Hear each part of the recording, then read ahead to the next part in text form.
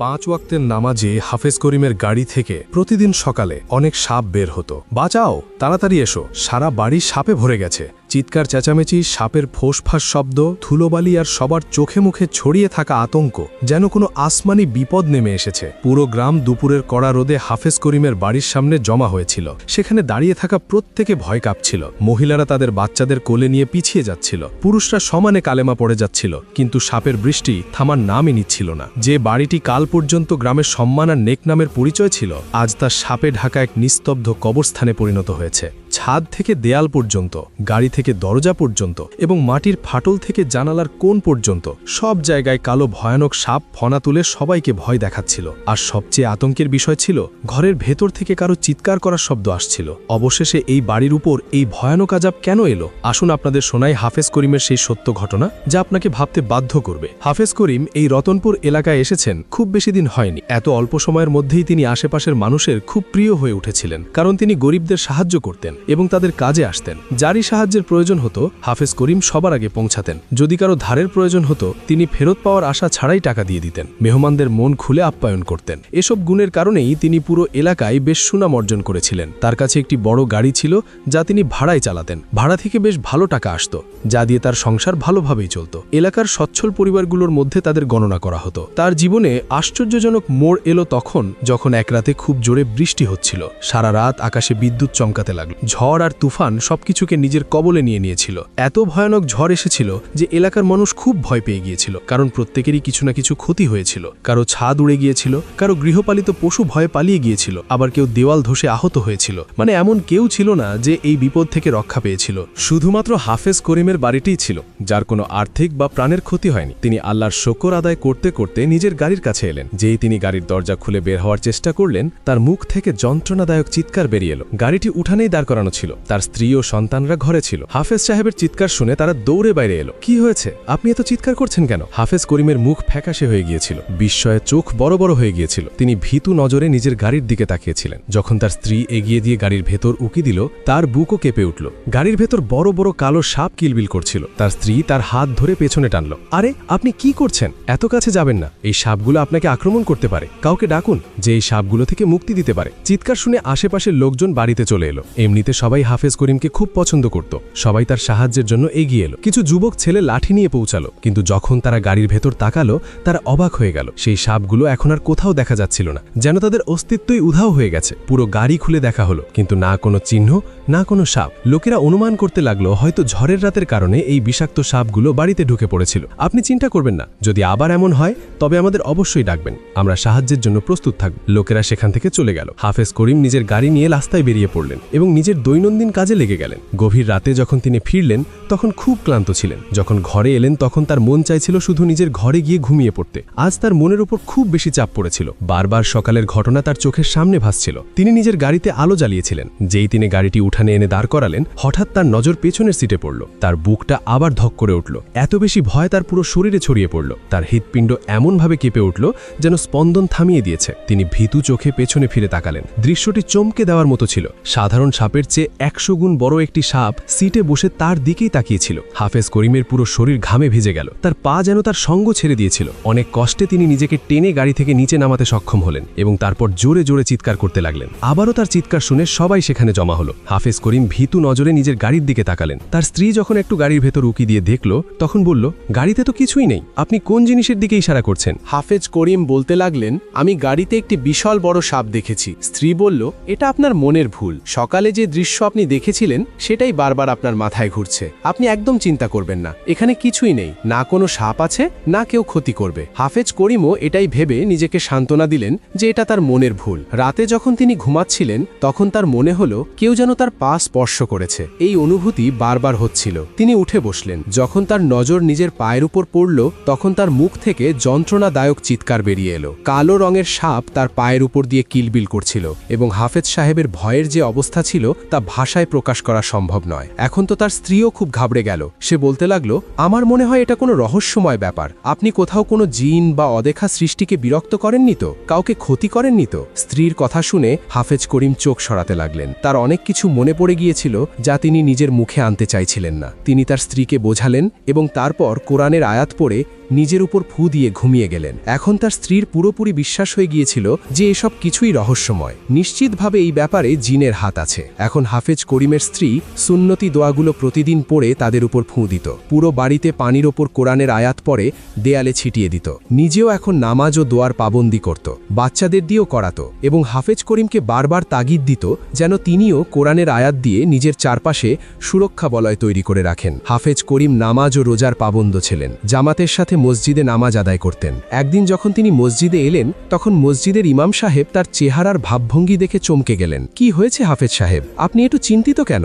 ইমাম সাহেবের আধ্যাত্মিকতার সাথেও গভীর সম্পর্ক ছিল। তিনি কোনো মানুষের চেহারা দেখেই তার ভেতরের অবস্থা আন্দাজ করতে পারতেন। হাফেজ করিমকে দেখে তিনি প্রায়ই চমকে যেতেন। তার চেহারার ক্লান্তি, চোখের নিভে যাওয়া দিউতি ইমাম সাহেবকে ভাবিয়ে তুলত, কিন্তু তিনি কখনো নিজের চিন্তা মুখে আনতেন না। কিন্তু আজ যখন তিনি হাফেজ করিমকে এত চিন্তিত দেখলেন তখন তিনি চুপ থাকতে পারলেন না। হাফেজ করিম পুরো ঘটনা ইমাম সাহেবকে বললেন, সেই রহস্যময় সাপগুলোর কথা উল্লেখ করলেন এবং নিজের সমস্যার কথা জানালেন। ইমাম সাহেব গভীর চিন্তায় ডুবে গেলেন। তিনি বললেন, আপনি যা বলছেন তা সাধারণ ব্যাপার নয়। রোজ আপনার গাড়িতে সাপ চলে আসে, আর যখন আপনি চিৎকার করে কাউকে ডাকেন তখন সেই সাপগুলো হঠাৎ উধাও হয়ে যায়। আপনি কি কখনো জানার চেষ্টা করেছেন যে এই সাপগুলো কোথা থেকে আসে?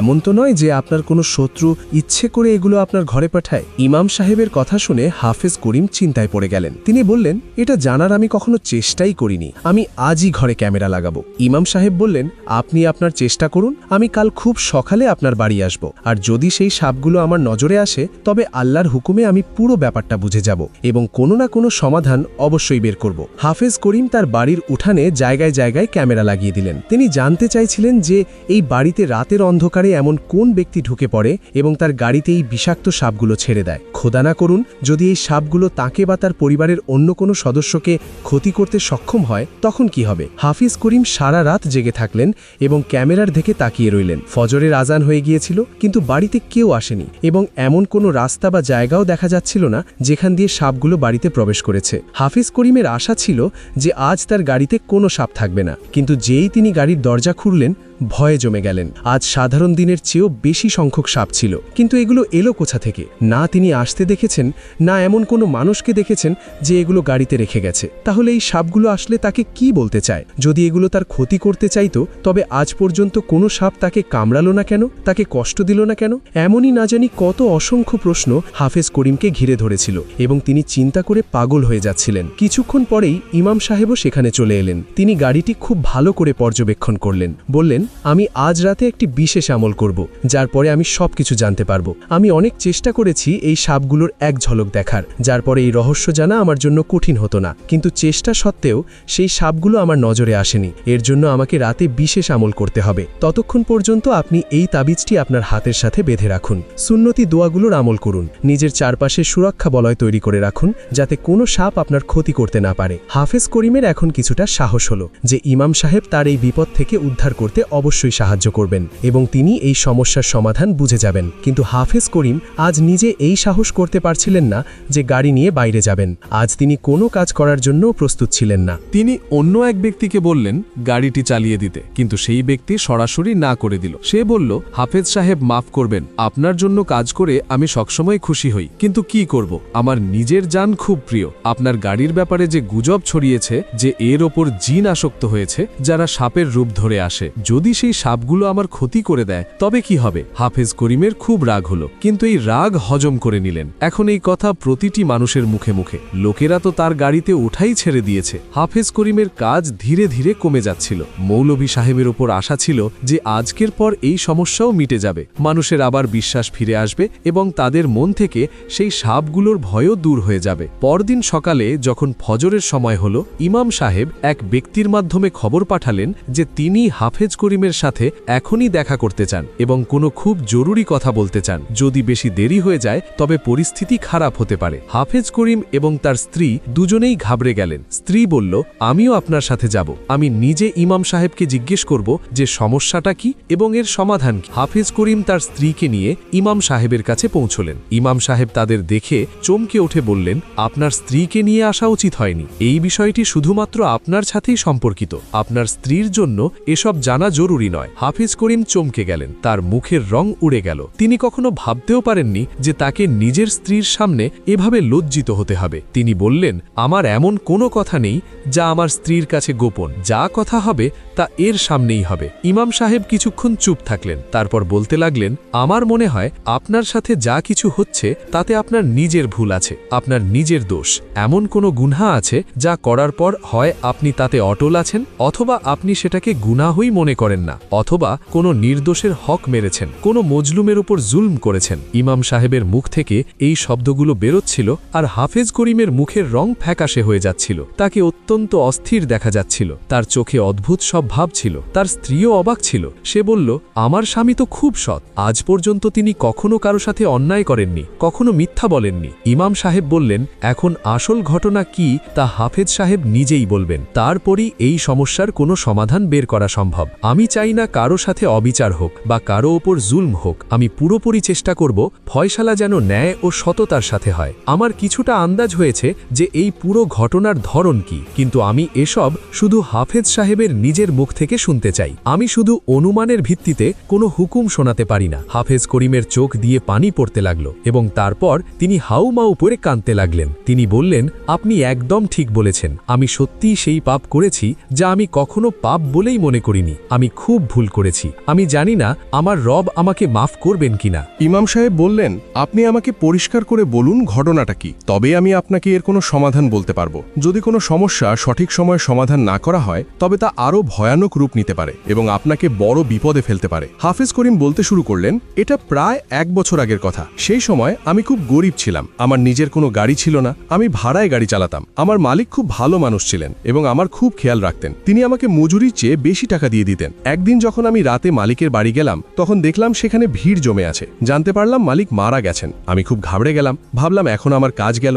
মালিকের পর তার পরিবারের লোকেরা হয়তো আমাকে কাজ থেকে বের করে দেবে এবং অন্য কাউকে রাখবে। আমি তার স্ত্রীর সাথে দেখা করতে গেলাম যাতে সেই দিনের মজুরির টাকা তাকে দিতে পারি। যখন আমি তার কাছে পৌঁছালাম তখন তিনি কাঁদতে কাঁদতে বললেন, এখন আপনিই আছেন যিনি এসব দেখতে পারেন। সংসারের সব খরচ এই গাড়ি দিয়েই চলবে। আপনি রোজ আমার কাছে উপযুক্ত পরিমাণ টাকা পৌঁছে দেবেন। বাড়িতে মেহমানও আছে এবং অনেক খরচও আছে। আমার মরহুম স্বামী প্রায়ই আপনার সততার প্রশংসা করতেন, তাই আমি আপনার উপর ভরসা করছি। আমি তার কথা মেনে নিলাম। মনে মনে আমি খুব খুশি ছিলাম যে আমার রোজগার এখনো বজায় আছে। আমি আল্লাহর শুকর আদায় করলাম যে কাজ কেড়ে নেননি, বরং এখন তো আরও বেশি স্বাধীনতাও পেয়েছি। এখন আমাকে কোনো হিসাবও দিতে হতো না। আমি বেশি টাকা নিজের কাছে রাখতাম আর অল্প কিছু টাকা সেই বিধবাকে দিতাম। তিনি তবুও আমার কৃতজ্ঞ থাকতেন যে আমি রোজ খরচ আনছি। তিনি খুব সহজ সরল এবং সোজা মহিলা ছিলেন। তিনি জানতেনই না যে আমি তার সাথে কত বড় প্রতারণা করছি। আমি খোদারও শুকর আদায় করতাম যে ওই মহিলা একা, তাকে পরামর্শ দেওয়ার মতো কেউ নেই। স্বামীর আত্মীয়রা অনেক দূরে থাকত এবং খুব কমই আসত। এমত অবস্থায় তিনি পুরোপুরি আমার ভরসায় ছিলেন। কিন্তু ধীরে ধীরে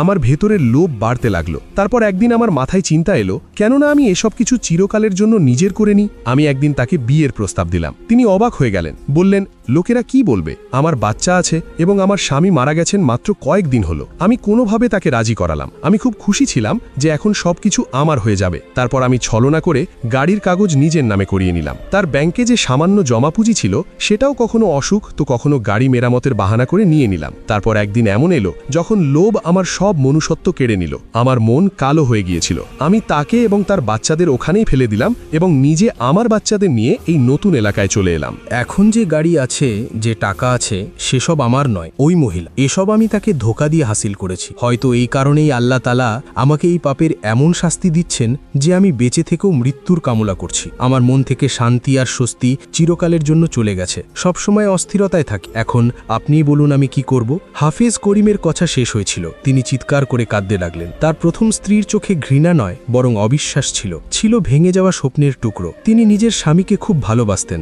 এবং তার ওপর খুব বিশ্বাসও করতেন, কিন্তু স্বামী তার বিশ্বাস ভেঙে দিয়েছিলেন। ইমাম সাহেব দুঃখের সাথে মাথা নেড়ে বললেন, হাফেজ সাহেব, আপনি খুব ভুল করেছেন। আপনি নিকাহের মতো পবিত্র বন্ধনকে নিজের স্বার্থের জন্য ব্যবহার করেছেন এবং তারপর নিজেরই স্ত্রীকে একা ফেলে দিয়েছেন। কখনো পেছনে ফিরে এটাও দেখেননি যে তিনি কি অবস্থায় আছেন, কিভাবে বেঁচে আছেন, নিজের এবং বাচ্চাদের পেট কিভাবে চালাচ্ছেন। আপনার এমন করা উচিত হয়নি। হাফেজ করিম ফুপিয়ে ফুপিয়ে কাঁদছিলেন এবং বারবার নিজের কাজের জন্য ক্ষমা চাইছিলেন। ইমাম সাহেব বললেন, ক্ষমা আমাদের কাছে নয়, নিজের রবের কাছে চান এবং সেই মহিলার কাছে যাকে আপনি কষ্ট দিয়েছেন। হাফেজ করিম বললেন, আমি তার কাছে ক্ষমা চাইতে প্রস্তুত। আমি আমার ভুলের প্রায়শ্চিত্ত করতে চাই। তার গাড়ি, টাকা পয়সা সব ফিরিয়ে দেব এবং নিজে পরিশ্রম করে মজুরি করব।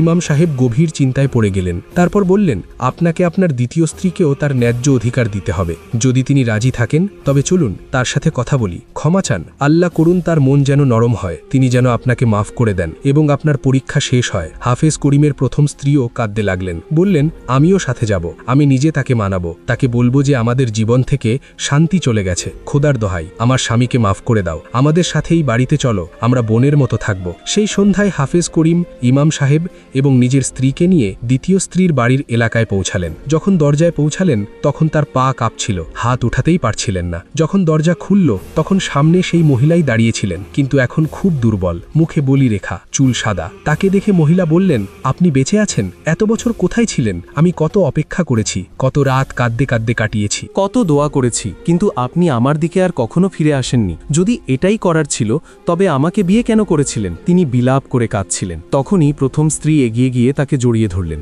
বললেন, বোন, আমাদের মাফ করে দাও, আমরা তোমাকে নিতে এসেছি, চলো আমাদের সাথে। আজ থেকে আমরা সবাই একসাথে থাকব। আমার স্বামীর ভুল হয়ে গেছে, কিন্তু এখন তিনি নিজের কর্মের জন্য অনুতপ্ত। ওই মহিলা বললেন, তুমি জানো না আমি কেমন বছরগুলো পার করেছি। মানুষের বাড়িতে বাসন মেজেছি, পরিষ্কার করেছি, যাতে নিজের আর বাচ্চাদের পেট চালাতে পারি। এই লোকটা আমাদের রোজগারও আমাদের কাছ থেকে কেড়ে নিয়ে গিয়েছিল। আমরা এক এক মুঠো ভাতের জন্য হাহাকার করেছি। ইমাম সাহেব খুব দুঃখ পেলেন, বললেন, বোন, আমরা মানছি যে আপনার সাথে খুব অন্যায় হয়েছে, কিন্তু মনে রাখবেন আল্লাহ ক্ষমাশীলদের পছন্দ করেন। প্রতিশোধের চেয়ে ক্ষমা করা উত্তম। যদি আপনি চান তবে এই মানুষটাকে আরেকটা সুযোগ দিন। মহিলা চোখের পানি মুছতে মুছতে বললেন, ঠিক আছে, আমি একে আরেকটা সুযোগ দিচ্ছি। যদি এখনও ও কিছু ভুল না করে তবে আমি ওর সাথে থাকব। আমি ওকে মাফ করে দিলাম। হাফেজ করিম নিজের দুই স্ত্রীকে নিয়ে বাড়ি ফিরে এলেন। এই কথা ধীরে ধীরে পুরো মহল্লায় ছড়িয়ে পড়ল। আগে লোকেরা হাফেজ করিমকে সম্মান করত, এখন তাদের মধ্যে অনেকে বাঁকা নজরে তাকাতে লাগল। হাফেজ করিম গাড়িটি নিজের দ্বিতীয় স্ত্রীকে দিয়ে দিলেন, বললেন, এটা আপনার আমানত, আমি এটাকে এখন আর আপনার থেকে আলাদা রাখতে চাই না। ওই মহিলা বললেন,